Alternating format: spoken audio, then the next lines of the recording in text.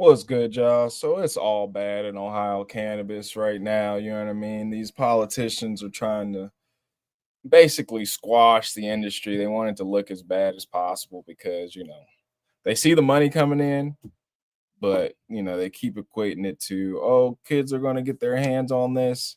So I just want to talk to you guys about what's going on in the Ohio cannabis industry right now. So, um, we've been dealing with SB 56 for the last month. That was introduced to the Senate. And basically, SB 56 wanted to cap cannabis dispensaries at 350 for the state. They wanted to raise the taxes, the excise tax. They want to cut the community fund completely and put that in the general fund, the state's general fund. Right now, 36% of cannabis tax revenues are slated to go to what is said as to be a community fund, and that community fund is basically distributed to to the communities where there are dispensaries.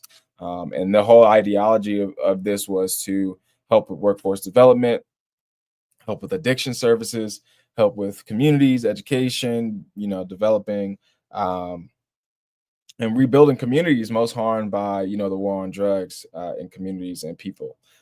So that's SB 56. They also want to reduce the potency of flower and the potency of extracts, and didn't say much about expungements. So then the House introduced HB 160, which basically does a lot of the same stuff that SB 56 does. Oh, SB 56 also wanted to eliminate public consumption. And so they're saying that you can only consume in the privacy of your own home. And they want to reduce home grow plant count from 12 to 6. So SB or yeah, so Senate bill or the House bill HB 160 wants to also reduce potency level. They'll keep the home grow plant the same, or home grow plant count the same.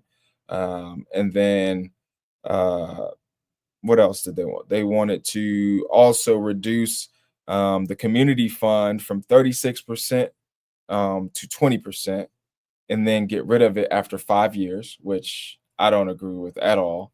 And then they also wanted to restrict hemp from hemp-derived Delta-8 products from being sold in like gas stations and stuff. Anything that can get you high, basically, they say they want to be sold in a dispensary. Yeah, and they didn't say much else about workforce development. They didn't say expungements. They want to charge people a $50 fee to file for an expungement. And so again, man, they're showing you that they want everything to be private, and they're going to charge you for everything essentially. So I'm vehemently against any changes right now to the law. I think the law is perfect the way it is. We have adult use, we have medical use where you can go get a medical card, or you can just go in if you're 21 and over. There's home grow, a 12 count plant count for one adult. If you're two, you can grow up to 12. 24 plants, I believe. Don't quote me on that. And then obviously the cannabis host fund. I mean, cannabis legal sales haven't even been around for a full year yet. So that money should definitely go back to communities. And it's not just black and brown people. You know what I mean? Like, I speak up for black people, but white people have been hurt by the war on drugs too. And I know that white poor people, have been hurt by the war on drugs. And so my problem is, I think, if you're poor and white, you need to speak up more. You know what I mean? You need to use your voice. You need to use your white privilege to speak up. Don't just hang behind black people and say, well, we've been hurt too. Like, okay, but y'all don't speak up for us. Speak up for yourself. Advocate for yourself. You know what I mean? When other people advocate for themselves, that doesn't give you the, well, you should advocate for me too. Like, no, bitch, you advocate for yourself. You know what I mean? Like, everybody wants us to do everything, but then like we get our rights and freedoms, and then everybody else uses it, and then it's like, no.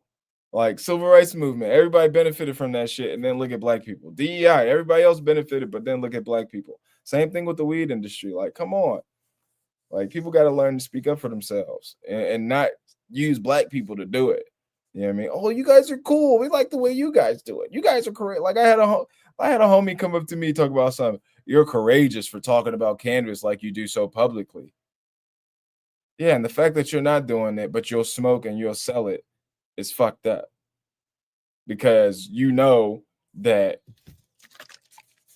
if you get in trouble, you're not gonna get as much trouble as I am. You don't have as much to lose as I do. You may think you do, but my public image is way more impressive than most people's. You know what I mean? You could Google me. You can't Google most people. They don't have no reputation.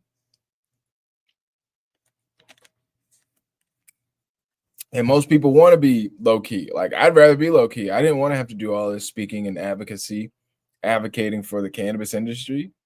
But I saw other people weren't doing it, so I figured, shit, I might as well throw my hat in the ring. I got something to say. You know what I mean? Like I've been consuming cannabis since I was about 16 years old. My granddad consumed weed. My uncles consumed weed. My cousins consumed weed. My granddad grew it. I just talked to my uncle, my granddad's brother, the other day. He was like, "Yeah, man, we used to grow weed all the time. We used to smoke it all the time." You know what I mean? So it's, again, I think, you know, this still has to go through the process, right? You still got to go through the committee hearings. They want to pass SB 56 before summer break. They want to get it to the governor. So again, we have to stay on these people. We have to stay on them. We have to stay on the governor. And we have to educate. Educate. I think that's the biggest thing and the greatest thing we can do is educate the legislature, educate the politicians, educate the broader community, and get people to show up.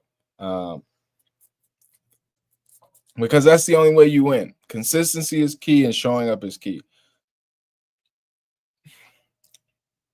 But that's all I got for y'all today, man. Please make sure y'all like, follow, comment, subscribe, hit the notification bell if you want to keep getting our notifications. Comment, follow us on Instagram, follow us on Facebook, follow us on TikTok. Type in Ohio Cannabis Report. We should pop up on everything. And I appreciate you guys' support. All 10 followers, all 10 of you guys. Thank you guys for supporting. Please tell your friends, tell your family members to follow us.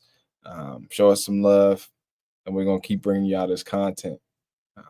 Till the next time, peace.